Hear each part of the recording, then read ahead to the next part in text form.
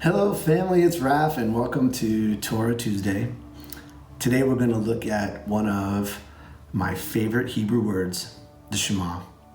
Come on, say it with me, Shema. Good. It is my belief that knowing and understanding this word can help us know God better and also to be better Christians in the world. Often Jesus would end a teaching with the phrase, "If anyone has ears to hear, let him hear." Well, what in the world does he mean? Knowing what it means to hear in Hebrew can shed a lot of light on this mystery, as well as others. We think of hearing as simply taking in a sound, but Shema really means more than that. Let's look at what Shema means in a couple of different contexts. When the people of Babel started to build a tower, God thwarted their efforts by confusing their languages, so that they would not be able to hear each other's speech. Here, the word Shema means to understand. When Sarah came up with a plan to solve the couple's infertility problems by having Abraham sleep with the servant Sarah, the text literally says, Abraham heard the voice of Sarah. In this case, it means that he agreed and decided to go along with her plan. Joseph, on the other hand, did not hear Potiphar's wife as she seductively asked him to come to bed with her. It doesn't mean that he didn't hear her or understand her, but rather that he ignored her, that he refused to do what she asked. Think of all the times that an angel appears to announce that the Lord heard someone's prayers. We have examples in Genesis 16:11 and Luke 1, verse 13.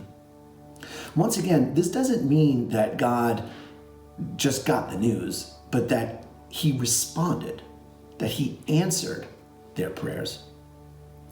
The word Shema can refer to hearing or to other actions that result in listening, understanding, responding, and doing what is asked. If you think about it, it's very logical. Have you ever yelled at your kids, let's say, to do something, and then when nothing happens, followed up with, "Are you deaf?" You're making the same assumption, that their ears should also be connected to their feet.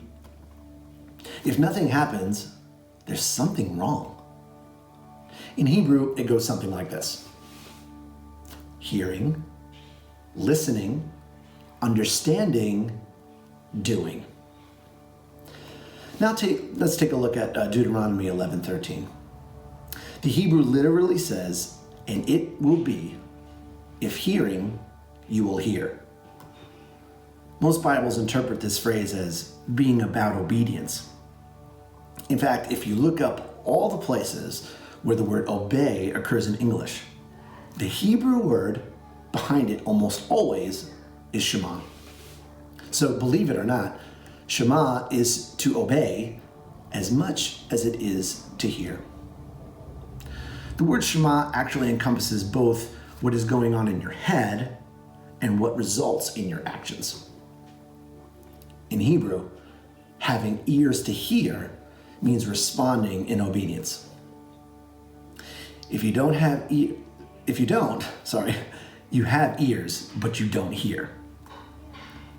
The Shema is also the name of the prayer that has been recited by observant Jews, including Jesus, every morning and every evening for thousands of years. It begins with Deuteronomy chapter 6, verses 4 and 5. "Hear, O Israel, the Lord our God, the Lord is one. Love the Lord your God with all your heart and with all your soul and with all your strength." The Shema was a daily recommitment to love God and to dedicate yourself to following and obeying his will. Jesus was once asked by a Torah teacher what the most important commandment was. He quoted the Shema, Jesus.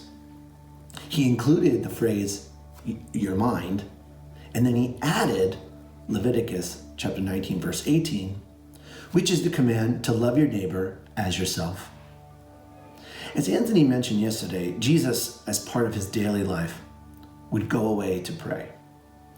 Jesus would say things like, I only do what the Father or God tells me. How did he know what God was telling him? Well, he would Shema. He would hear what God was saying through prayer and through scripture, and he did what he heard. Jesus boiled down the whole of Torah to these two statements: love God and love your neighbor as yourself.